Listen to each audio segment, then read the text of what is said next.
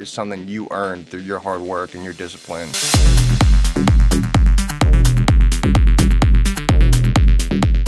All right, guys, we're back here on another episode of the Cause to Become podcast with me, your host, Elijah Robert-Mahdi Soto. But today we're doing a virtual one, and I'm joined by a special guest today, Gene. We got the Brown Rugby connection here. And Gene, you mind introducing yourself to the people, letting them know? Let's go. Dude, Yeah. 100%. Hey, I'm Gene. I just graduated from Brown, where I played rugby with Elijah. Since I graduated, I've been working on my own business called DayGuard. I actually have a box here, but Let's it's a go. jelly stick that mitigates your hangover and protects your liver health when you drink alcohol. And I've just been doing that on top of a full-time consulting job, trying to just make content, try to like get the brand up and going on like Amazon and our website and in retail. It's just a lot juggling both things, but that's why I love the content that Elijah makes, like get Hey, shit done, appreciate you. do what you want, and dream big. So I'm thrilled to be here. Appreciate you having me. Yeah, man. And I think really the whole concept of Cause to Become, if you were here in person, Gene, I'd give you a hat and everything, but I'll have to ship one to you. I'll ship one to you. Dude, I'm gonna need a hat. Yeah, I I'm got you. I yeah. got you. I got you. The whole concept behind it is like trying to empower people to become the best version of themselves, right? And people are doing all different types of things in the world, whether it's starting a business or they like art or they're trying to go be an athlete or whatever it is.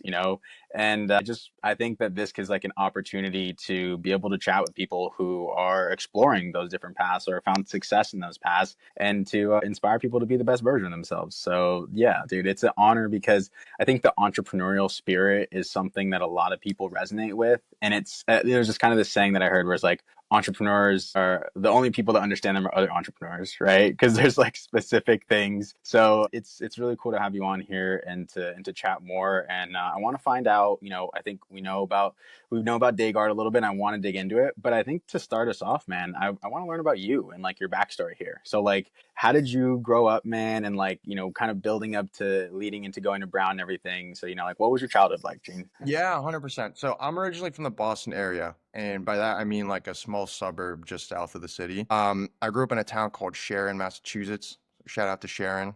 Never Let's forget the go. roots. But it was like your classic like suburban, just like safe, quiet town. Not a whole lot going on, but like good school system. And it was interesting because most people in Sharon are either Jewish, Asian, or Indian. And so, as you can imagine, like very like big emphasis on education. Yeah. My parents are Korean immigrants, and so they always thought education was number one. And so growing up, I always knew I wanted to like go to a good school and like, have like the mental faculties to like do business or like go into medicine or whatnot. So growing up, I think it was like a pretty ordinary childhood. I really enjoyed where I grew up, but definitely had to put in the work to like get good grades. I was a swimmer growing up as well, and Nice. that was a big part of my life. Like I trained like 3-4 hours every single day. And so the goal was to get recruited to swim at a place like Brown. And so it was just juggling, family, education, athletic. I guess a turning point came when I was a sophomore in high school because I was like on track to get recruited to swim D1. Yeah. And then I got like an overuse injury in my lumbar spine. And Mm. so the doctor was like, yeah, you can never swim again competitively. Like I would just avoid it entirely. Bro. Yeah.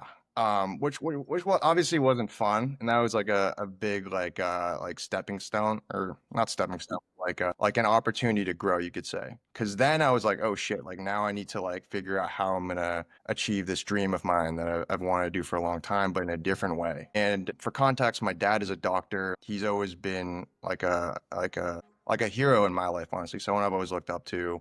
And so naturally, I was kind of inclined to like look into medicine and healthcare. Like immediately after I got injured, I started doing like research at BU Med and Harvard Med and Dana-Farber, and I just got really into like the whole like physician scientist kind of path, and kind of use that to kind of put myself in a good position to get into schools. I got into like the Brown PLME program, which is like the combined undergrad and med program. And yeah, I mean, it's great because Brown, for context, is like right by Massachusetts. It's in Providence, Rhode Island. So I was 30 minutes away from my family, which was super exciting. Perfect. Yeah, I was like very happy about Brown because it was a school I'd always wanted to go to. We had swim meets there. I trained there. It's just like a dope place to go to school. Very happy I went there. And then yeah, so I got to Brown and I had all this freedom, right? Like I'm guaranteed med school. And so I was like, I'm just gonna try to explore as many things as I can right now. Because I know kind of what the bigger picture looks like. Like I was 18 when I got into med school, technically. And so I got there and I studied like contemplative studies, which is like the science and theory behind meditation. I took psychology courses. I ended up majoring in computer science, which was super random. Just going on all these side quests, you know? Yeah, dude, that's super Yeah. cool. It seems Yeah. like you came in like a lot of what you were describing, like and like having your dad there to look up to, kind of helped you to go down pursuing the medical path after that injury, which is like you also mentioned something when you talked about the injury. You said that it was like an opportunity to grow.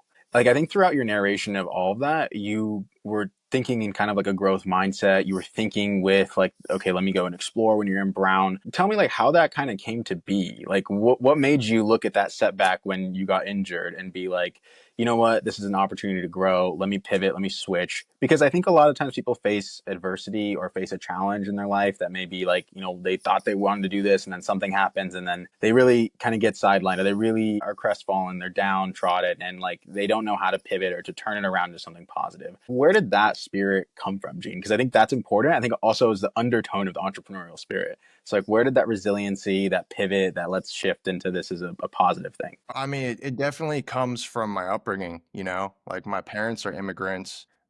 My dad's parents moved here when my dad was 17 and like, you know, Korea was dirt poor and they were not in a good spot financially when they moved and they just sent it, you know? They bought one-way plane ticket to America and Nice. you know, and like they came here, they didn't know the language and they just hustled. Like they started dry cleaners, like they turned, you know, nothing into like a profitable business that could support the family. And so that's always been part of who I am and part of my upbringing. And so I see how hard they worked. I see how hard my dad works. Like he's a beast. Like he's just grinding all the time. He's super humble, so he'll never say he does, but like I see him putting in work all the time. And my dad also is disabled. Like he got polio when he was 3. And Man. so like he's in a wheelchair now. He's been disabled basically his whole life. And so I was like, yo, my dad, like he's done some crazy shit and he basically had a much, much, much more difficult injury than I ever could.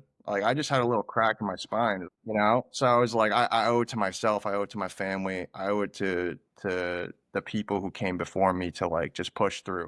It actually reminds me of like a piece of content I think you posted. It was like Mhm. the only way through, you know? And that's how I thought about things. I will caveat though that like, you know, I was 16 when I got injured, so I was still like a punk ass kid, you know, like I was still like getting hang of the ropes and of life and whatnot. So there was definitely like periods of like depression and just like, ah man, I can't do this. Like I want to quit. Like, but overall, I made it through that period and I'm a much stronger person for it. So I have no regrets about anything. Dude, that's awesome to hear. I think as a young kid, sometimes we think of our parents and being like you don't know, or whatever. But it seems like with you, like your dad, it was just so evident that he's hardworking. He, for lack of better terms, just busts ass and grinds. And then he's, you know, he got polio as a child, so like he's doing this from like already in a disadvantaged position, and he's still grinding and showing you like how he's leading from the front in every way. So that seems like that's definitely that inspiration. And then obviously you said they started businesses and things like that to like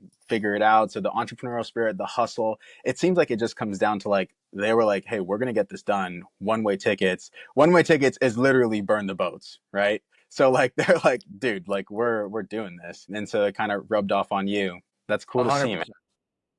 100%. And like I owe everything to family, you know. So like that's what motivates me. Like we were talking before we start recording, but like Yeah. what people tick, like what makes them like a dreamer and have big goals instead of just kind of looking for comfort. And every day I want to make my parents, I want to make my grandparents, I want to make my aunts and uncles proud. I want them to feel like, damn, like we came to America for this, you know, like that Yeah. sacrifice was so I think that's a big reason why I have big goals and I execute on them. Bro, let's go. That's awesome. I think so many people forget the immense privilege it is to be in a place where you have the opportunity to grow, to start a business. You have the opportunity to go from your parents who are out there starting laundromats. Now your dad's a doctor. Now you're going to Brown and you're going to go into med school. You're starting a company. Like, that's so cool. I mean, you're living the American dream, but I think it doesn't come without the concept or the innate kind of human component to it, which is like, dude, sometimes we feel pressure, sometimes we feel down, sometimes we're unsure about things. In those, like, I guess, when was the moment where you kind of realized that, like you said, you're like punk ass kid, like that? There's a moment where you shift into, wait, hold on, I'm a young man, right? Hold on, I got plans, I got dreams. Hold on, what I do is a representation of my family and of their hard work. Like, yeah, I may be sad right now, or this may be tough right now, but I want to dig, I want to grind, I want to push through. Like, when was that? When did the switch kind of flip for you, and you realize like the personal accountability, the Goggins, the Jocko type stuff? Like, when did that hit you? Yeah, well, I mean, part of it is obviously like the piece I was talking about earlier, like it's ingrained in my blood. It's like Yeah, part of yeah. who I am as an O. That's a huge part. Another is like swimming, as I mentioned. I was training at like, a D1 level. My coach was a total, he was a hard ass. Like he was making us do some crazy shit all throughout middle school and high school. We're trained 3.5 hours every single day. And on top of that, I was juggling academics and I was excelling at both. So I think just doing that for years, just ingrained the sense of discipline and an ability to gain confidence through outcomes, because you gain Hmm. confidence by Yeah. doing things. And I was fortunate that I was in an environment where I was forced to do shit. If I didn't swim Yeah. fast enough, my coach would yell at me or he'd throw a clipboard at someone or something. My parents weren't strict at all with school, but like I had a lot of internal pressure to do well. Like I wanted to get A's and A pluses in every class. And I did that. And it's because I worked hard for it. And so just seeing the results come in gave me confidence to just keep on doing whatever. I think a big thing too is, it's the whole injury, right? Like I had the big setback, like I was ready to get recruited at any school I wanted to essentially. And then I was told in the middle of high school, like, yo, you got to restart. Like you gotta figure some shit out. Yeah. Able to get into my dream program. And I think since then I was like, if I want something, I'm going to get it. Like there's nothing that can stop me.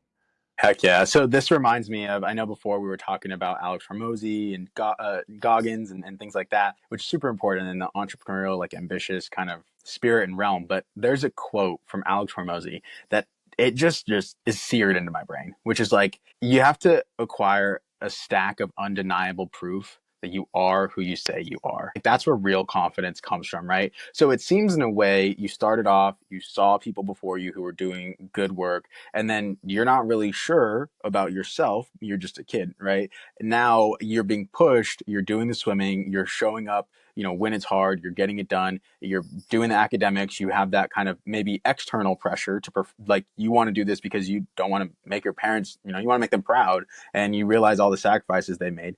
But in that, it also allowed you to be like, okay, if I actually look at my track record, I can want to doubt myself, but the resume says that I get shit done, right? And so Yeah. that's where it's like, okay, you kind of worked with not having the confidence. And then by working, you built up a stack of proof that it backs up when you make that statement. I'll get stuff done. Like, when I put my mind to something, I'm going to execute it, I'm going to achieve it. So now it's like, that's built on a foundation of hard work. I think a lot of people forget that part, and they just want to like have the aspirations and dreams, and like they want to go, out there and do this and pursue something. And then they're still like, can't even wake up for the alarm, or they don't even want to go train, or they don't even want to, do the basic fundamental things that you need, where it's like, you look at your dad, and I don't think that there's ever a day where he was like, don't feel like supporting the family today. Like, oh, I don't feel like, you know what I mean? It's like, it's not even like in the brain. No, no, it's not in our DNA. Definitely Yeah, not. exactly. Yeah. Totally agree with that point. 100%. I love that quote too. It's like, Goggins has a similar thing. He talks about the cookie jar, right? Each Yep. of the Yep. cookies in that jar is something you earned through your hard work and your discipline. And I think about that. Like, I ran my first marathon last May. That shit was hard, like I'm not a runner. I play rugby and I swam. Like this is a totally different sport. Yeah. But just kept on thinking on those long runs every week, like, yo, this is my cookie jar, these are my accomplishments, and it just fires me up, It's like it's a positive feedback loop. And I think Yeah. everyone should vie for that. Everyone should have that in their life. Yeah, absolutely. I saw you running with Casey Neistat. Is Oh that yeah, that was crazy, man. oh, That was, that's so cool. dude, yeah, it was super cool because like I don't know if it seemed like I'd planned to run with him, but I definitely did not. Like It, Casey's on a different planet, you know. But I mean, I hey, you guys can be buddies. yeah, That's all we know. I mean, we'll be boys at some point, you know. He's an inspiration 100%. to me too. I started watching him before he started making vlogs in 2014, and so it's OG been like fan. 11 years. Yeah, it's been 11 years since I started watching him. And actually, he was a big inspiration for me growing up. Just like on a tangent, like he's a go-getter, you know? Like he gets shit done. Like he makes daily vlogs for like what was it, like 600 days or something. Like Bro, yeah, he's beast. running marathons at 40, at sub 3, like he's a go-getter, and I watched his content all the time growing up. Yeah, he's a big reason why I wanted to move to New York as a kid too, because like I saw like the big city with the bright lights. I'm just like this kid from a small town in Massachusetts, and I'm like, oh, there's so much energy there. There's so much diversity. There's so many people to learn from. Like so much Yeah. and so, like, that was a big reason why I came here. Obviously, a lot of people from Brown end up in New York too, but that was definitely a big motivation. And yesterday, yeah, it was yesterday. You know, it was like raining outside. It was cold, and like I kind of woke up a little sick. And I was, and in my mind, like I had to run because I run every other day. I lift, I don't run, and it was a run day. And I was like, bro, like I gotta get this run in. Like I'm gonna do this shit. Yeah. And I just put on my shoes and I got to it. And as I was going, I felt like shit. And I was just thinking to myself, like, who else is out today? You know, this is like, who else is out today? I wonder who's out because it was empty. Like, no one was running outside, Huh. packed on the West Side Highway. And I was like, who else am I going to see on this run? Like, who else is like put in the work? And I actually thought to myself, Casey Neistat would be running this shit. No way. And then I just ran into the guy as I was running. And I was like, holy shit, like I just manifested this. And Yes, bro. we were just running next to each other for a little bit. We're just shooting the shit. Like he let me take a video and like say what's up. And he's awesome, man. He's just an inspiration for sure. Dude, that is so cool. And I love that you talked about the aspect of like, one, it was like the Goggins component of like, let's get out there because nobody else wants to, right? And Yeah, then you're like, you know what? Let me push. Like, I wonder who else is running today. Like the famous Goggins line of like, Goggins, why you out there running? Because you're yeah, not, you know? yeah, exactly. and Exactly. then and then That you carried the said, boat. yeah, exactly. And then you go out there and then you see someone who was an inspiration and motivation to you and you get an opportunity to meet them. So there's like the manifestation, but the manifestation of it was backed by the discipline and the regiment of you staying true to the goals that you had and of like going out there and getting it done. Right. And that I talk about this sometimes where it's like, dude, you just got to get the ball over the rim. Just give the world, the universe out there, just an opportunity to put you in the right positions and to bless you and to be able to kind of have these opportunities. So many people are afraid to just start the business, are afraid to go out there and get to the gym, are afraid to just do the things. But once you do it, you may meet the person and it just winds up like beautiful. But you just have to put yourself in the room to even have that opportunity present. I think so many people fail because they don't even start because they're scared of failing. And it's like, dude, you just got to do it. Right. I think you'd attest to that. 100%. 100%. I mean, the biggest battle is showing up, right? Like if you're showing up, you're 50% of the way there. That's literally what it is, you know? And I Because think, yeah.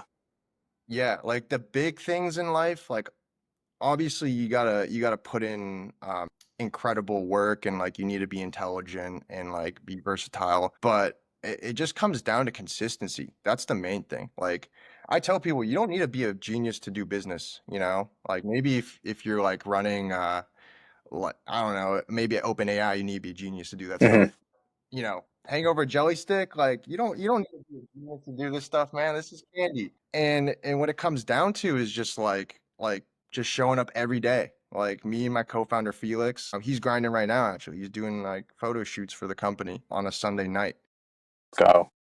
And you know, we just put in the work every single day. And it's not harder than like studying for an AP calculus exam. You know, like it's not harder than like training for rugby like we had like a few times a week. But we do it every single day. And that's why we're able to like grow and that's why we're seeing success on a consistent basis. Yeah, dude, I was just gonna point out that it's like the six, like showing up is like 50%, and I'd say almost the other 50% is just continuing to show up, right? Yeah, 100%. 100%. Yeah. Agree with that. That's cool, man. That's awesome. So you touched on KC, and then you talked about your father as like people that inspired you. I'm curious, is there anybody else like who, since you were young, or even nowadays, is like a motivation, inspiration to you? People that you look up to try and be like, or things that you've taken from them, learned from them. I think that's always a really good place to understand like who have been the teachers in your life. Yeah, that's a great question. I mean, obviously the first one that comes to mind is my dad. My mom as well, for sure. I'm super close with both of them, and my mom is an incredible woman, like genuinely. She's an angel, and she inspires me to like be better to other people, I think. Mm. Helps me be more in touch with my emotions and helps me talk through like tough stuff. And I recognize that as a person with relationships, like you can't just work, right? Like you can't just care about achievement and work. Like you need to be there for the people around you. And she teaches me how to do that. And so I really appreciate that. I've always looked up to her in that regard. In terms of like people I might not know, growing up, I always looked up to Michael Phelps, obviously as a Nice. Yeah. and he's the GOAT, he's the greatest Olympian Facts. of all time. Like he didn't miss a day of training for like 5 or 6 years. A lot of great athletes talk about this. Like Kobe talks about this, like Jordan talks about this. Like just because it's Christmas doesn't mean I'm not going to put in a double shift. Definitely Facts. work when like, the good guys are not, but the great guys are. And because it was like the sport I was doing too, like I watch his races all the time. Like the I think I've watched him swim his 8 races in Beijing where he won 8 gold medals. Like I've probably seen each of those races like 100 times. Like That's I awesome. remember like I remember like everything. And I just think it's super dope that like he put in the work like that and he just had this stone cold confidence like to just win every single time. Yeah. So definitely him. That's great, man. I think, go ahead. These days too, like I get a lot of inspiration from like a Korean soccer player, like Son Heung-min. He's like probably the best Asian footballer of all time, and he's the captain of Tottenham Hotspur. There's a pretty basic response from any Korean guy, to be honest, but It's all good, bro. because it's cool for me to see like an Asian male just dominating in a sport that's so globally respected. And it gives me a sense of confidence in my cultural ethnicity and in my upbringing. And I want to keep on like improving things for Koreans and Asian Americans and Asian people in general the same way he is. Dude, that's awesome. So there's like a drive to like, make your parents proud, but also like you want to make your people proud as a whole. And I think that's super cool, man. And the people that you looked up to, all of them seem to be incredibly disciplined, diligent, hardworking. And obviously it shows that one, you gravitated to those things inherently. I think that's just a part of the natural inclinations. Like you said, it's in your blood. But then by doing that, you kind of compounded you fostering those things. So that's cool. And for I think it's Luke Belmar. Was it because you studied because you studied Michael Phelps and you were like being diligent? You were able to start to embody those traits, and now we see it's applicable much beyond swimming. You're translating it into what you're doing here in business and in life, and that's really cool, man. One other thing too was you talked about your mom, and you mentioned how she's an inspiration to you, and she pushes you to be better as like a human being and as a person. I think a really cool aspect of entrepreneurship that I found is that so many people get caught up in like the work, grind, hustle culture. They forget the aspect of like the humanness to it. And one of the things that's cool is that we're doing a podcast right now, right? This is work for you, right? Like this is work for me to some degree. Let's just play, man. I'm enjoying this. But see, that's the thing, right? Like that's the cool part of it is when you can make work and play overlap, that's what makes it beautiful. So like when you're actually pursuing something that you are invested in both from a standpoint of, yes, I want to build this into something that's generating revenue by helping people, right? But when you do it and you're fully invested and it's something that you actually are having fun with, I think that's why I see like you're going to be so successful with this, man, is because you're doing stuff and you're having a good time with it too. And that's always super cool to see, man. For real. Yeah, I appreciate that a ton. I really do. And Yeah. that's spot on. That's spot on. I actually made like a piece of content for our DayGuard Instagram recently, and it was a bit of like a founder Q&A. And my answer to one of the questions, which is like, how do you juggle DayGuard and consulting, was exactly as you said. I think everyone needs to find work that feels like play. And so, they need to find work that looks like work for other people, but feels like play for you. Yeah. So that way you can get paid doing what you love. Like for me, like it's fun doing day guard. You know, I love this. I love that we're talking right now. Like I love like this Yeah. doesn't feel work whatsoever. This Dude, is it's like a great time. it's fulfilling and I love it. So people are always like, oh, like how do you deal with like all this work and stuff? I'm like, man, I'm just playing, you know, like I'm having fun. I'm like the happiest I've ever been because I have the ability to like channel like all this energy and drive into something I care about. Yeah. Well, and then speak to like DayGuard too. Like, it's the aspect of work hard, play hard, right? Like, yeah, we're grinding, we're working, Yeah. but also like you want to have a couple drinks and have a fun time. But hey, let's do it in a way that's responsible. Adds in that little bit of the hint of the discipline of taking care of our bodies because come Monday or come the next day, like we're going to show up there and still continue to crush our goals in fitness and work, things like that. So I love that even your product is kind of embodying. It's like, bro, let's have fun with this, you know, but it still empowers continuing to have this in a balance where you're pushing hard and working hard, right? Dude, Yeah. 100%. I just really love DayGuard right now because there's multiple components. But first of all, it's a Korean product, you know, like these types of jelly sticks, they originate from South Korea. And I actually tried it for the first time when I studied abroad in Seoul. And I noticed that Koreans there love this stuff, man. Like they cheers it before the first shot of soju. It's a whole drinking culture. And that's where I got the idea to like bring it to the States. And so that's Mhm. one piece, right? Like I'm bringing a piece of my culture to America. And like we talked about it a bit earlier, but like, you know, I have a lot of cultural pride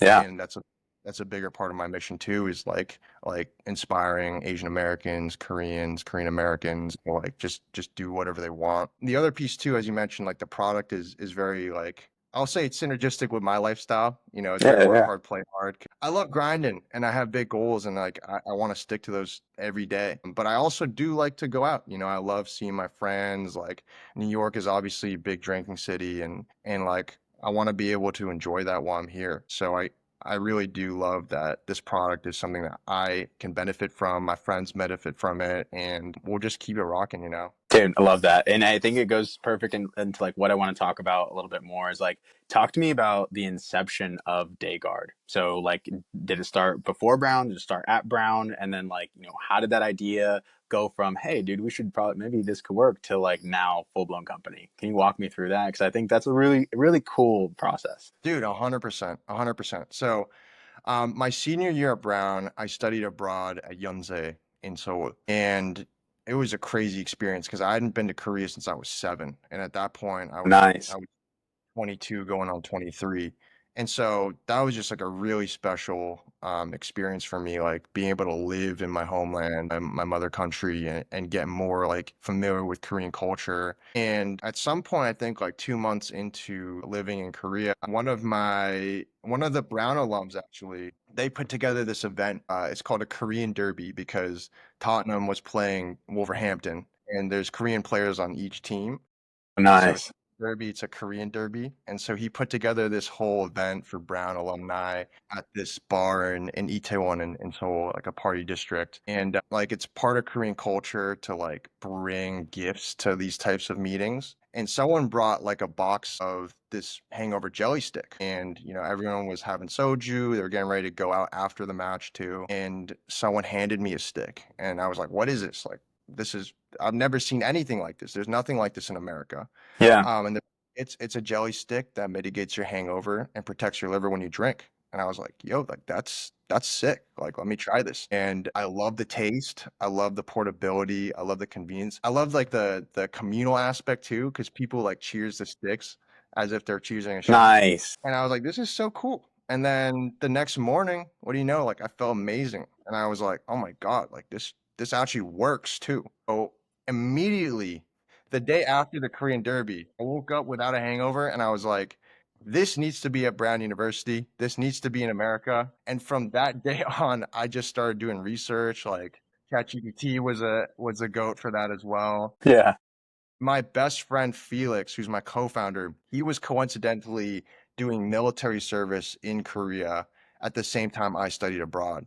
And so we would hang out every single day after he got off work. And we like meet up, go to the gym, hit the sauna, and then get dinner. And so I was like seeing him like all throughout the week. We'd go out together on weekends. And it just made total sense to like ask him like, yo, like, do do you want to do this venture with me? Like, are you interested in starting a business together? And he's also a go-getter. Like he's an absolute beast in his own right. And we're very like-minded people. We have big goals. His parents are also very successful entrepreneurs, and so it's in his blood. And literally that day, the day after we tried the sticks and realized they worked, we were making calls, we were doing competitor research, like Let's go. we were like reaching out to, I was sending emails to like Brown alum and to the Nelson Center of Entrepreneurship at Brown to try to figure out like, how do I do this? Like I've never started like a full scale business. Like, how do I do this? And from then on, like we were doing work every day, I think, like for the rest of my time. And it was Awesome. dope because I came back to Brown and he was still in Korea. And so because our manufacturer is based in Korea, like he was able to handle a lot of that element. I was Perfect. at Brown.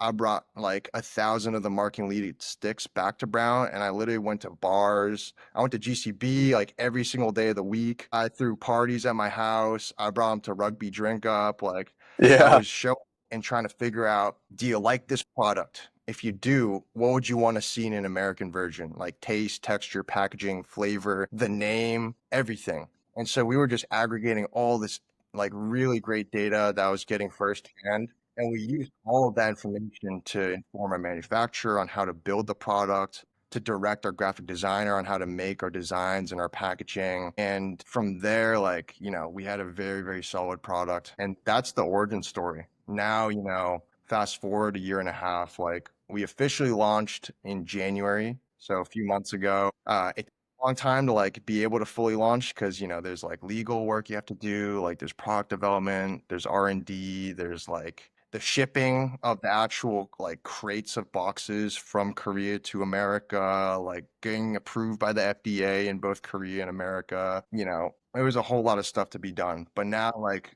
we're like cranking, like we're generating really solid revenue. Like we're in the Boston Globe, we're in the Korea Herald, we're in the pipeline with ABC News and with Shark Bro, Tank. let's We go. recently, yeah, man, I'm fired up. And like we Dude, that's recently awesome, won. man. Dude, thank you so much. Yeah, it's been a lot of fun, and it's cool to see it finally paying off after a year and a half since the Korean Derby, essentially.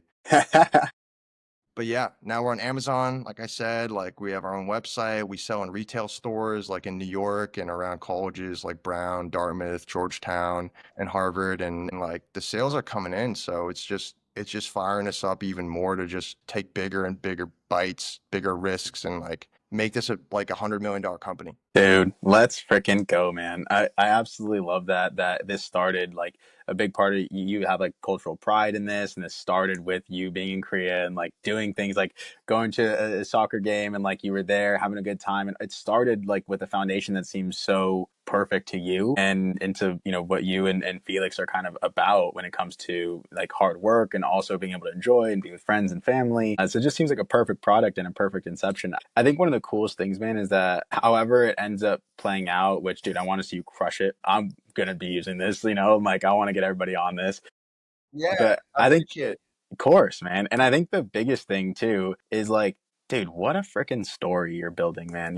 How cool is it? Like, you could have just came back and be like, oh, that's cool. I'll order a couple for myself. But like, when you had the idea, you were like, no, let's go out and take action. And I think speed is really what a lot of entrepreneurs say wins, right? And you like from idea to action was quick. And you just started moving and moving and moving, and you capitalize on the resources that you had around you. Like Brown is so amazing for entrepreneurship. The Nelson Center there, they want to support that. And so because you were like, dude, I got all these resources, like I have people who are interested, I'm in the right demographics, this is like perfect. And you capitalized on the opportunities at hand. And so like when opportunity meets preparation, I think it goes back to your backstory with it's like you were someone who's disciplined, diligent in your work and you're hardworking and you have this pride and you want to make your family proud and you're someone who's crushing it in the books, but you have this spirit of like, I want to do more, I want to build more. You saw your dad hustling. And so when you had the opportunity to take the next step into something, you did it. And that's awesome, man, to really see. And it just seems like a beautiful story that's like really building. And I know we know as rugby alum that,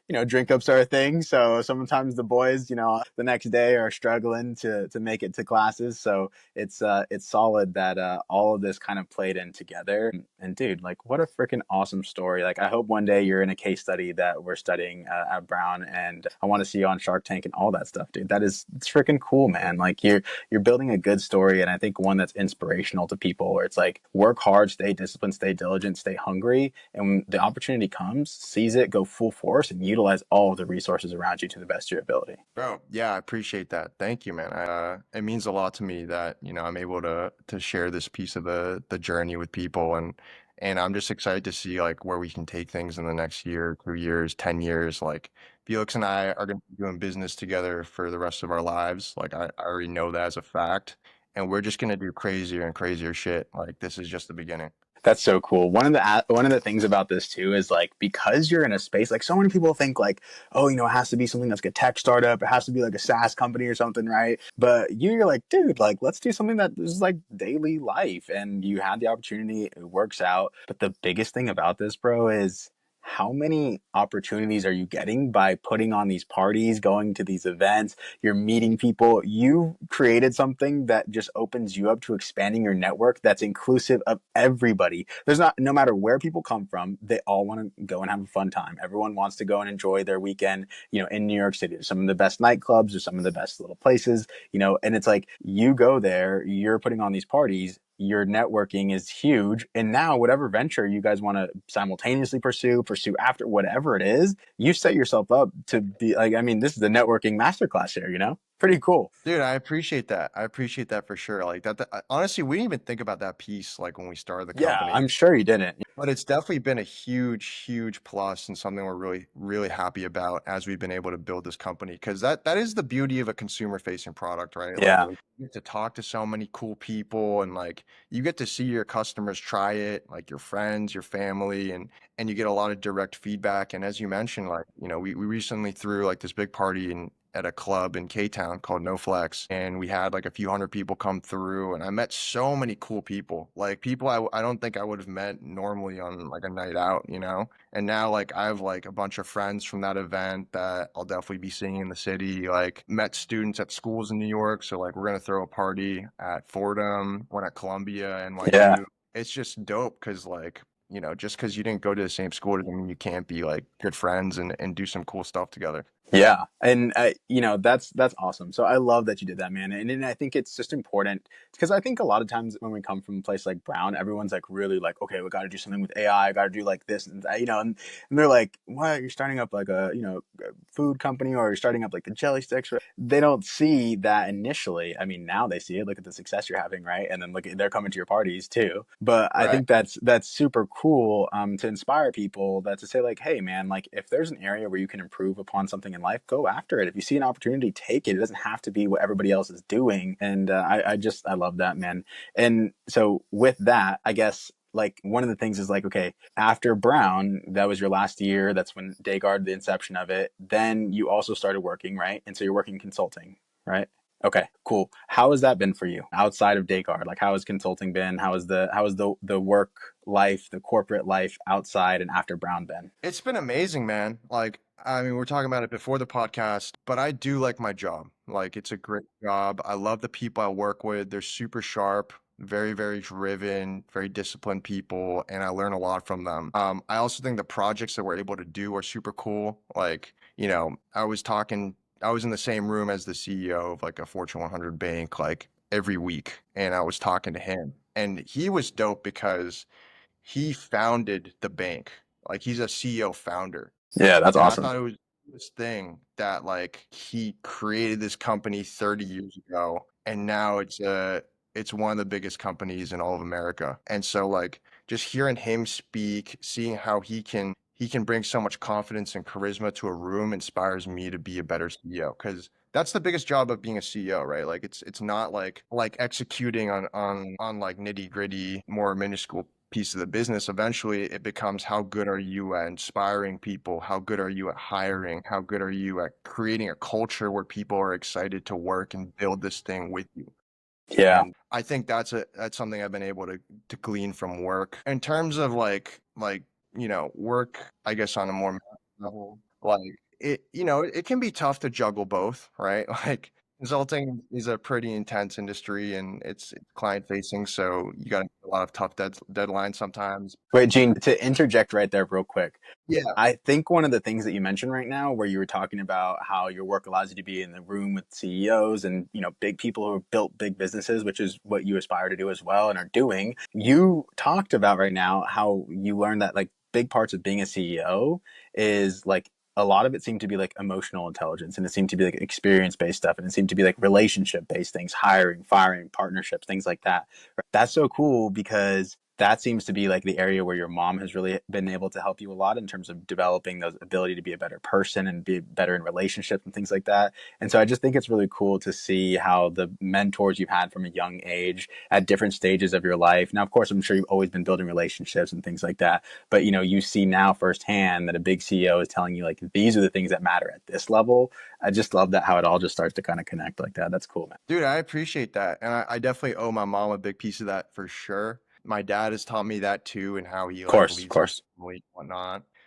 I also have a lot of gratitude to the rugby team. You know, we haven't touched a whole lot on that, but like obviously we both played rugby at Brown. Absolute killer squad of gentlemen there. Like we Dude. won two national championships in the last 2 years, which is fucking sick to see and be a part of. And I think like, you know, being like a leader like that was something I always had in me, but I think I really developed a lot of that in college, and I do owe a lot of that to rugby because I looked up to our captain a lot when I came in because I didn't play rugby growing up, you know, I was a swimmer, but I saw the way he was able to generate this really strong culture within the team. Like people were fired up to come to practice even when it was like gross, and it really felt like a family, and people were super inviting to me even though like I wasn't like the best player when I first started. And that's something I took a lot of inspiration from.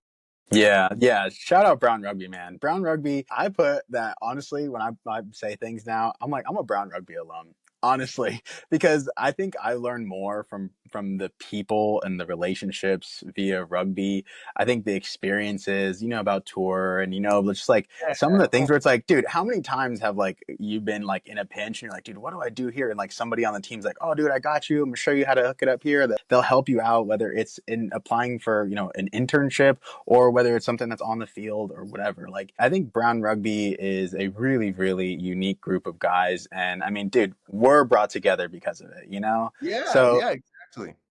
Brown Rugby deserves the biggest shout out. Also, and since we're talking about it, you know, I just wanted to say Jay Fluck was a big part of Brown Rugby as well, and you know, it's tough to hear about his passing, but man, he inspired so many people and built an amazing program. So you know, just big honor to be a part of this and to see how much he's built it. Yeah, that's really cool, and I think that he had an entrepreneurial spirit, and so he loves to see everyone in Brown Rugby. I think he'd be proud of the work that people are doing to continue to excel even after their time at Brown. So yeah, he helped me in terms of being able to pursue photography and things like that. And now look, you know, content creation is a part of what I'm doing. So I just think that's so cool. The connections there are super inspirational. So yeah, man, for sure. Brown Rugby for I the win. mean, 100%, I love Brown Rugby for the rest of my life, and truly rest in peace, Jay Fluck. He was inspiration. He created the club, you know, like he was the founder of this incredible like team, this network, this legacy, this culture, and we owe everything to him, you know. Jay actually even coached one of my best friend's dads when he played rugby at Wow. Brown.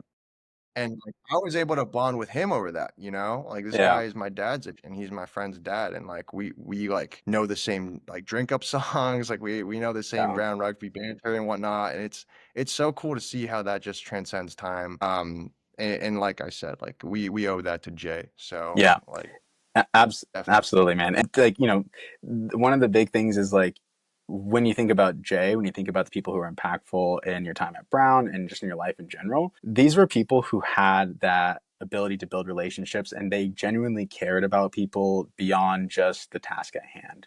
And now that's coming to be like what you CEO of these big companies, these big banks that you're talking to in your consulting work life and in your consulting work, you're seeing that this is fundamental. And that's what I've seen to be as fundamental as well. I don't remember any of the classes much at Brown, to be honest. A few, but I think most of the time I remember the people, I remember the professors that stood out as being able to actually care. I remember people like Jay that stood out that really cared about you and being successful, and they wanted to build a relationship. And those are the things that really, really matter. So I think that's awesome that you take that to heart and you're applying that. And look, you're doing something where you're building relationships with people, and that's super cool, bro. I mean, even us together here being able to do it, it's about relationships. So that's awesome. But I want to pivot back to talking about the kind of work life balance now. So like you're working, you're out, you're doing consulting stuff. They have the entrepreneurship things with DayGuard. You're going hard there. You're talking about running. You're talking about fitness. We were talking about rugby. We know grinding, taking care of our bodies is a big part of this as well.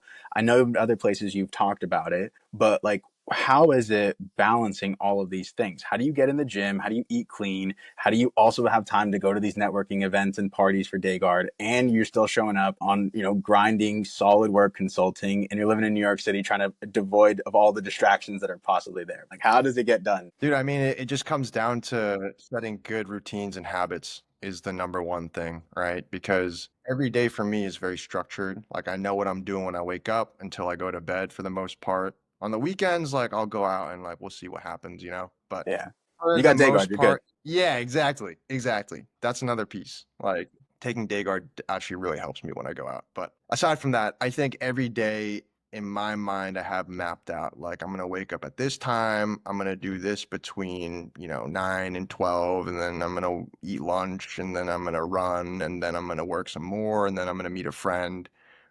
I think something that's a bit more granular and maybe hopefully applicable to people who watch. I use Post-it notes and Google Calendar all the time. Like I think for me, like one of my favorite things is just writing everything I need to do the day before on a Post-it note. Like when I'm about to go to bed, essentially, I'll just write out everything I need to do the following day. Waking up, seeing that on my desk and knowing I have to do all these things today. And the most satisfying thing for me is doing one thing and then crossing it out on the Post-it note. It's just like my therapy. Yeah. And just like getting through the Post-it note, like I said, like Google Calendar, I put everything in there. I'm not like incredibly insane about it where like I'm inviting friends to Google elements for I know people Yeah. who do that. I don't do all that. But, I think just being super organized is a really big piece of how I'm able to do things. And then in terms from like an energy perspective, that just comes down to treating your body right? Hmm. Like you need to make sure you sleep well. I think everyone should get like at least 7 hours of sleep, 7 to 8 hours. I Yeah. personally like to like 8.5 if I can, but that's the foundation, right? Like everyone needs to sleep, just like cut out other things, cut out distractions, but make sure you get that right. And then fitness is a huge part of that foundation too. I'm really lucky in that I view like working out as relaxation and like kind of a break from work. I think for a lot of people it's more like a chore and it's like, oh, like I need to go to the gym, I need to run. For me, it's like meditation, like it's very like therapeutic and I really enjoy that break in my day to just like get a sweat in. And because I'm so consistent with lifting and running, I think I'm mentally and physically just more fit and energetic than I would be otherwise. And Yeah. so those two things are definitely a huge pillar. And then eating healthy, I know this comes easier to some people than others. I'm lucky in that I don't like sweet food. Like, I've never had a sweet tooth. And so like I don't really like a whole lot of junk food. I never really have. And when I was swimming, like I was super, super on it, man. I was eating like 5 to 8,000 calories a day of clean food, like bland ass food, because I knew it was going to be good for my performance. And I Hmm. think after doing that, it's super easy for me to like eat healthy all the time. Like I enjoy it. Yeah, that's nice. Well, again, another thing where it's like the work that you've done in the past has give you a foundation to be able to build on that now, so you don't have to struggle with, oh man, I don't know how to meal prep, or I'm just the whatever food, or like this is something where you already have these foundations built, so it's less mental energy you're using to worry about any of that, and you got to devote it to things that matter now. So that's great. So Yeah. I just think for anybody listening, it's always important to be like, the work you put in now supports the work you're going to do in the future. So instead of like having to juggle all of these things where it just gets more and more on your plate, you start to actually like compact a foundation so that you're building this like really from the ground up and it's solid, so that every move that you make upward, you know, you're not like going to fall back down. Like this is you're building it and building a successful man, a successful company. Like that's great, dude. I love that. Okay, so you're an entrepreneur though. Okay, so we gotta talk about, you know, things like biohacking, anything like, you know, productivity stuff. Like, are we doing the red light? I have a red light here when I go to bed. Like anything there where it's like things that helped you in terms of efficiency, optimization, performance, stuff like that. Yeah, for sure. For sure. I mean, we touched on a little bit with like the foundation that comes from your Of health. course, yeah, I'm a big fan of Andrew Huberman too. yeah, same. I'm sure I can tell you're a fan as well. But he has a lot of great biohacking tips that I definitely would buy. Like I use caffeine very strategically. So like I'll do what he says. I'll wait an hour and a half, 2 hours after I wake up Yep. to have my first dose of caffeine. And that really helps me mitigate any crashes I might have later in the day. And yeah, I mean, I love coffee, so that definitely helps. I try to get in sunlight when I wake up too. So luckily, like I have like a nice roof in this apartment, so I'll just go up to the roof and like even if it's cold out, just like stare at the sun for like a few minutes, like get my Yeah. mind day. Cold showers is a big one. I actually love cold showers. Oh, you're a beast. I can't do the cold showers yet. I mean, I probably could, right? I'm just being kind of Dude, you soft. can't do it. I I can, promise yeah. you can do it. No, I And can, yeah. you gotta go in with the mentality like I take a cold shower every morning, and I go in with the mentality like this is gonna be the hardest thing I do today, and then I'm Mm, good, you know? So as long as you do that hard thing when you wake up, it's like the rest of the day is smooth. And then honestly, it becomes like you like get excited to do it. Like when I first started doing it, I hated it, man. It was so painful. But now yeah. it's just all right, let's do it. Like I love it. I Let's love how it go. improves my mentality, it improves my energy, and you know, it's the same thing with anything. I mean, actually it's funny because Felix, my co-founder, and I, we have this inside joke where like whenever something hard like comes up and like, you know, we have an obstacle on our plate, we're like, oh, it's just a cold shower, man. It's like a moment of pain for a big payoff. Yeah. So Huge. all the hardship in life is just a cold shower. You know, it's only temporary, and then you're better off after doing it. Yeah. I mean, a workout, you know, anytime where you have to push to meet a deadline or things like that for any regulatory stuff maybe you guys have to do or things like that. Like, dude, 100%. I love that you shared that little insight there. Yeah, I got to get on the cold showers. Wave. Another biohacking thing that I find really helpful is avoiding screens before Yeah. bed. So like I try not to be on my phone like 30 minutes, an hour before I go to bed. I try to read instead if I can. And don't eat like 2 to 3 hours before bed, because otherwise like while you're digesting and your sleep, like you just can't really hit that REM state as easily. So that helps a ton. And then another MVP in the equation Mhm. is, you know, with this hustle bustle lifestyle, like it's really, really, especially for me because I'm a very logical person, it's really easy to like repress your emotions and like not really sit with them. Mhm. And that has consequences, you know. I'm gonna be an MD someday. I'm a firm believer that most chronic pain and chronic ailments stem from your psyche. I don't think like most Yeah. I don't think most incidences of like back pain or sciatica or nerve pain or depression or anxiety is from a structural issue. I really do think that a lot of this stuff stems from unconscious, repressed emotions that are manifesting psychosomatically. And I know this because I've had a lot of experience with this stuff, like, you know, post-concussive syndrome after getting concussions from rugby. Like I had back pain after I got that back injury. I've had nerve pain. I've had other mental stuff. And then whenever like I just journal consistently and really make sure I sit with my emotions, process anything that may have pissed me off at some point in my life, it gets better. It gets so much better.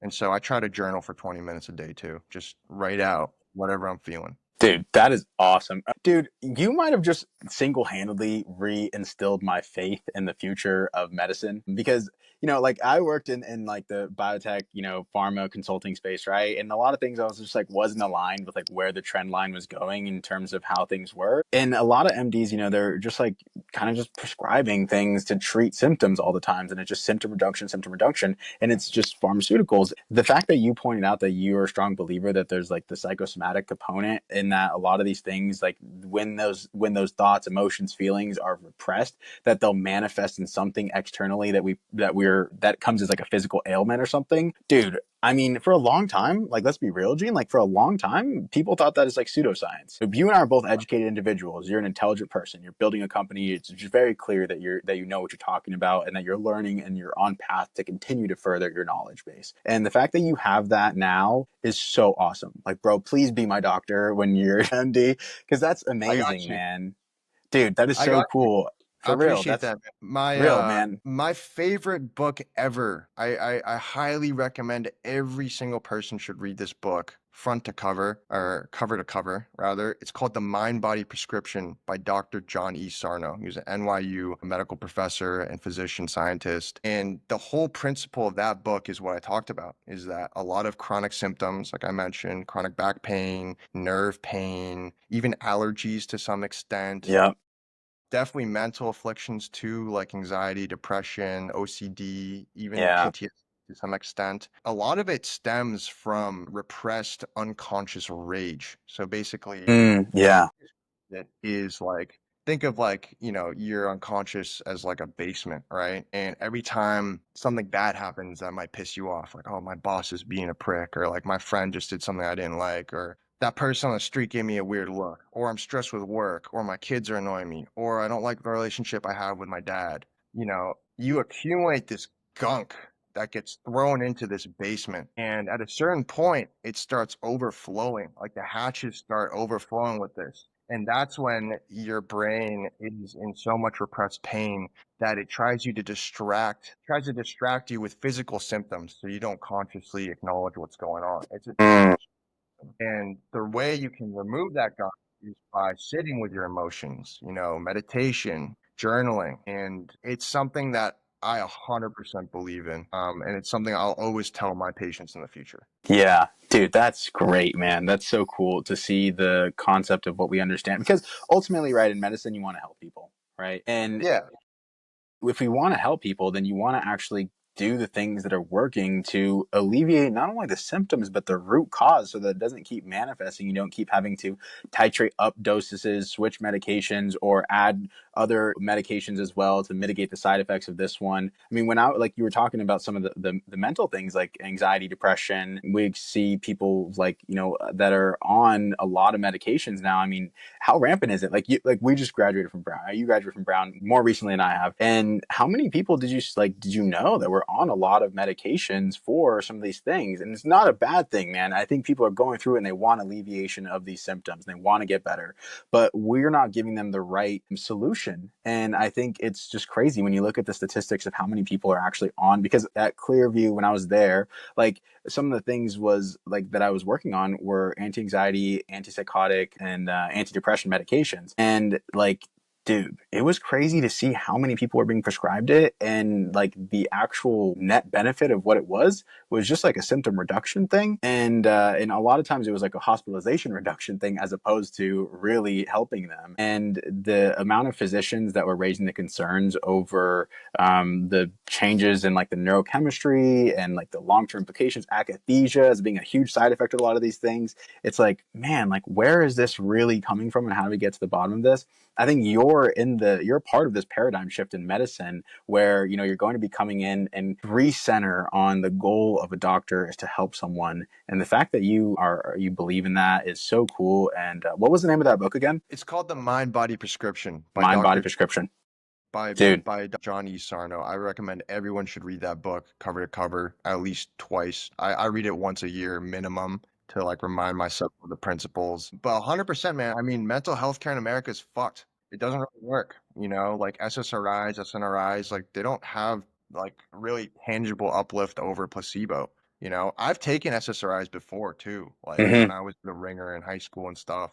Yeah. And I don't have faith in that.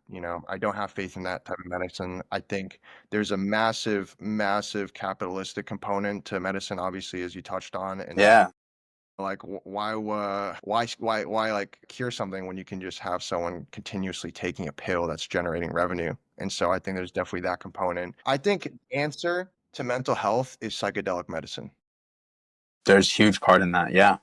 Yeah, I think that is going to be where the world is going to move.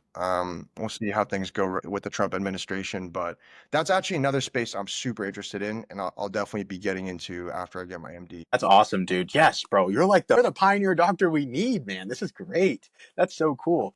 That's like one of my main that's one of my main dreams, like I love DayGuard, don't get me wrong. And I it's like a kid to me, like I see this and I'm just this is my thing right now. But, I have bigger dreams than just selling hangover jelly, like I want to Yeah. improve mental health care in the world. And I think there needs to be a new treatment paradigm for mental health. I think psychedelics are going to play a big role in that, with no doubt in my mind. And I want to be a part of that. I want to leave that impact. Yeah.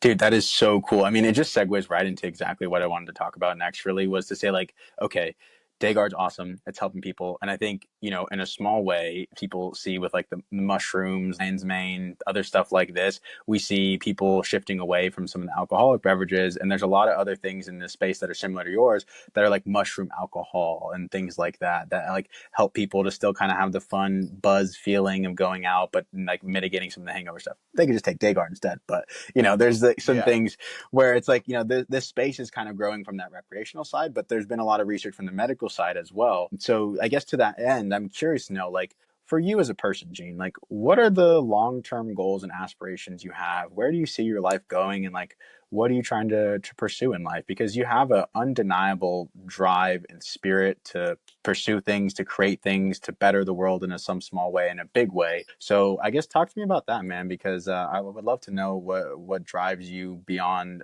just DayGuard and beyond these years right now. Dude, yeah. I love that question. I'm a firm believer that I can do anything I want if I put my focus onto it. Yeah, I think you can't have everything, but you can have anything. And what that means is like as long as you put your focus and discipline and drive into singular goals, you can actualize them. For me right now, my focus is DayGuard. hmm That's my big that's what I'm gonna work on for the next few years without a doubt. But I am definitely gonna start other businesses down the road. Like I'm gonna get my MD from Brown, and then Felix and I have talked about starting a company in the psychedelic space, something in mental health care. Would love to innovate in biotech and pharmaceuticals, yeah, pharma in general. So that could be a next step after medical school, I think. And then from there, it's kind of up in the air, right? Because I know I love businesses and I'll continue to be doing businesses forever. But I also have a lot of interest in like creative expression. yeah, So for DayGuard on our Instagram, like I've been making all of our social media content, and I didn't know how to like make videos. Like I didn't know how to like pictures, but now I'm learning like the elements of like making good films and making good segues between clips and like syncing it to music that's really engaging. I love it. It's so much fun, man. Like I'll just spend hours like working on videos in my desk, and the time will just fly. You just enter a flow state, which I'm sure you're familiar with because you yeah, make a lot. dude. Yeah, dude, content creation. I didn't know, like, before I posted my first reel, I had no idea how to post a reel or anything like that, man. For real. Dude, yeah, But a hundred. it's fun, it's like a cinematic way to express and showcase your life and the things you're interested in. And it's like adding the theme music to the shot, that just like brings it Yeah. all together. And that's cool. Yeah, and it's so much fun for me. So I could totally see myself like wanting to get into like film production, directing, even acting potentially. Like I really think the sky's the limit because, if I want to do it, I'll put in the work to get there. Yeah. It just depends on, what my family life looks like. Like I definitely do want to have kids and that will be a priority, that will be Awesome. number one, obviously when that happens. But I'm keeping the doors open, man. All I know is that I'm taking DayGuard to the moon. I'll probably take another business to the moon, and then we'll figure out from there. Yeah, dude. I love that. It's important that we think in the macro, but we execute in the micro too. And it seems like that's what you're doing with that. When it comes to like the driving spirit behind it all, that having that fire and that tenacity and that belief that you can do anything that you want is awesome. I love it. And I want everyone to cultivate that and foster that in themselves. I think it speaks directly to what my goal here is with the podcast, right? To help people become the That's best version of what's up, bro. themselves. Yeah, Awesome. man. I love it. So, when you're thinking about that, you said that you can do anything, but you can't do everything. How do you hone Like what is the guiding needle? Like what tells you where to go next? Like what do you listen to? I guess a lot of times people have passion, drive, desire, but they don't know what they should be pursuing. They don't know what the next thing to do is or where they should pivot, or like how do you in your own personal life kind of figure out how the prioritization of things, right? We can't do everything, so how do you know what to do? That's a great question, and I honestly don't think I have a good answer for it. Dude, we're all trying to figure it out. Yeah, no, I don't think I have a good answer for it because I'm very lucky and privileged that I ended up on this path. Like when I studied abroad in Korea, like I had no idea I was going to start a business when I went there. Like no clue. I knew I was going to start a business someday, but I didn't know it was going to be then. I didn't know it was going to be a hangover jelly stick. And so like the chips kind of just fell in place, and because I was able to have that experience and kind of get my foot in the door with entrepreneurship and do all this stuff, build this company, now I have such a clear vision of what I want. But I Mhm. can't say I had that before I started. When I was in undergrad, like I knew I was gonna go to med school at some point, but I had no fucking idea what I was gonna do really. And that was really a difficult period for me because I'm a very oriented and structured guy, and so not having like a big dream was kind of like it. Just I was just always kind of angsty, like what am I gonna do? Because I knew consulting was like a means to an end. It was a Mhm. stepping stone of a career, but it was not going to be something I was going to do forever. And I think a logical thing after consulting for a lot of people is to go into buy side, like go into private equity, stuff like Yeah. I didn't want that, like I did an internship in consulting and I quickly realized like I don't want to be an employee forever. So I remember like getting some experience in consulting before DayGuard and just being really aimless. And so I feel like it's okay for that to happen and you kind of need a period of that to be able to understand when you find a thing you like this is my calling.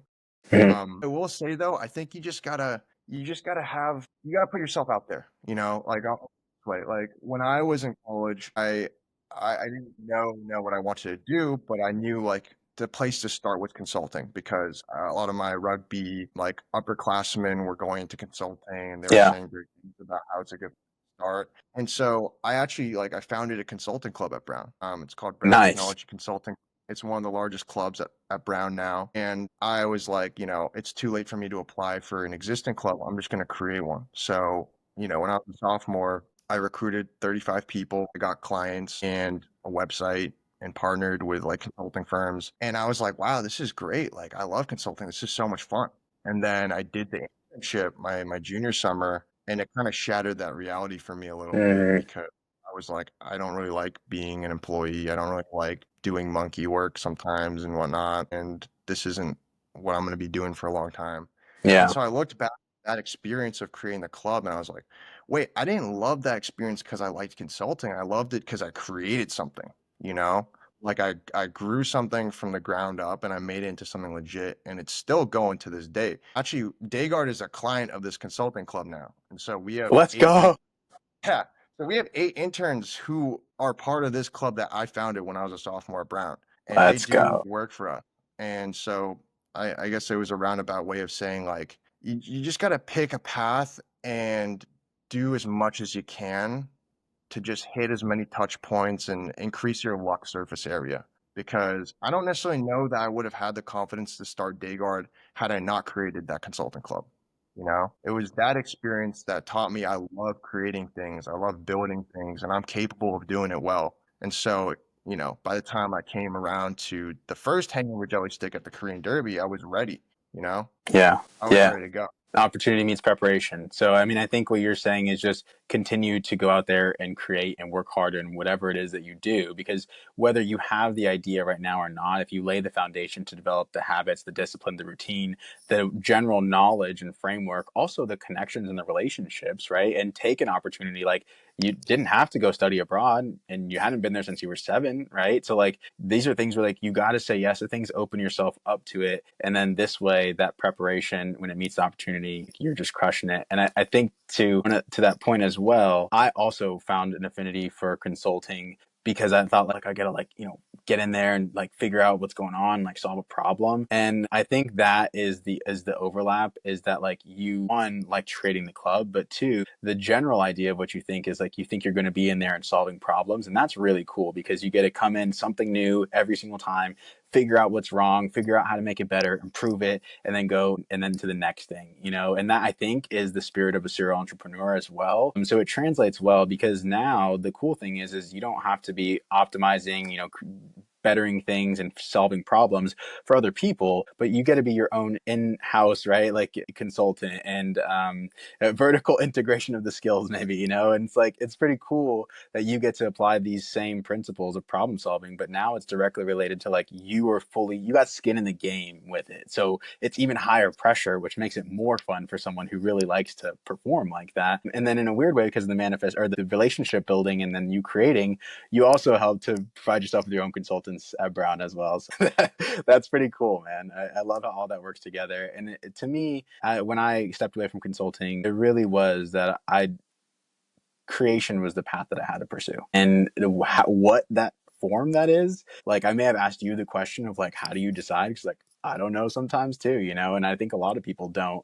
And I think the aspect of just like following what you're drawn to and what like you're inspired to create seems to be the way right now. But like you said, having the habits, the discipline, the regiment in place, and that foundation laid, it helps for it all to kind of manifest well. Last question here is like, I think one of the things that you mentioned, because you've also talked about how disciplined, hardworking, structured regiment, but you also talked about manifestation. How do you balance those two things? And like, what does manifestation look like for you? To people out there with dreams, big dreams, like what is manifestation in your mind? And like, what does the practices look like? Can you kind of unpack that a little bit for me? Totally, totally. I think manifestation is super important Yeah. because, similar to how I talked about earlier, you gain confidence through action, right? Manifestation is simply just a form of action just in your sight. And for me, that manifestation manifests in that I like to visualize where I see myself in the future quite often. It's a technique I Mm-hmm. learned from swimming, actually, where before big races, I would envision myself doing the race every night. I would envision every start, every flip turn. I would envision my splits. I would envision what my celebration would look like when I made that the best time. And so I saw the vision before I did it. And I do that Yeah. with DayGuard all the time.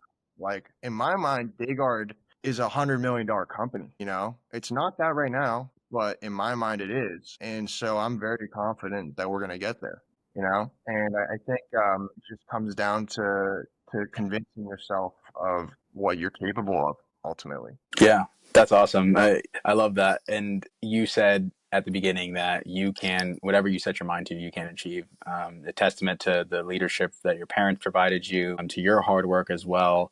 That you carry on trying to make your cultural pride, family pride, and dude, it's been an absolute honor being able to talk to you, man. I guess the last thing would be to anybody else watching, to people out there, any words of advice? Like you've been on a journey, entrepreneurial, consulting, going to Ivy League school, playing rugby, suffered injuries, came back, like, studying abroad, all this stuff. Like what are the big pieces of advice that you'd maybe like say are important to anybody watching as we kind of wrap up here? Like, what are some of the things you'd give to someone trying to pursue their dreams and as a young person in this life trying to navigate things? I'm a firm believer that everyone should navigate life in a way that when you're on your deathbed, you have the least amount of regret. Yep. Yeah. And I know that most people who want to create something or want to do something amazing in art, um, you know, they're just they're just putting it off because they're like, oh, like I'll do it when I have more experience. I'll do it when I have more money. I'll do it when I have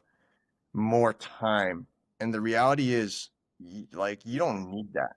You just need to start now. And on your deathbed, you're not going to regret trying to go for your dreams. You'll never regret that. And so you just need to show up. You need to show up and just start. Like, if you're watching the podcast and you're like, man, like, Gene seems like he's got shit figured out. I wish I could be like that. I don't have shit figured out, and I never did when I if you're watching right now and you want to start a business, then open up ChatGPT and ask it, how do I start this business? And then just go from there. You know, it just takes that first step. I really think that's the big thing. If you want to run, you know, go outside right now. If you're watching this podcast, go outside right now and go for a run for 5 minutes. It doesn't even have to be long, just 5 minutes. See how you feel. You know, if you want to create videos and make content, just X out of the podcast and open up iMovie on your laptop or whatever and just start fucking around. You know, you can do it. You can do what you want to. You can achieve your dreams, but you need to start now. That's my message. Bro, absolutely a pleasure. And I think that is the best message. Just start, just do it. Because with ChatGPT, everything, it's so accessible right now. I think so many times people gave up on things in the past. It was so hard. It's right there at your fingertips. And yeah, to anybody with a dream, even if it's different, a lot of times where we're from, right, people are thinking they have to go into investment banking, consulting, they have to do, these different like life paths. And yeah, that's great. But that doesn't mean that you can't also pursue your dreams simultaneously. Look at Gene as a testament to that. And, for me, I've gone astray, but it's important that we're still And pursuing you're doing something. your thing. You're doing your thing, man. You haven't gone astray. You're on the Oh, no, path. in terms of, I had to quit the consulting. I was like, nah. Yeah, no, we're still creating. We're still creating. Yeah.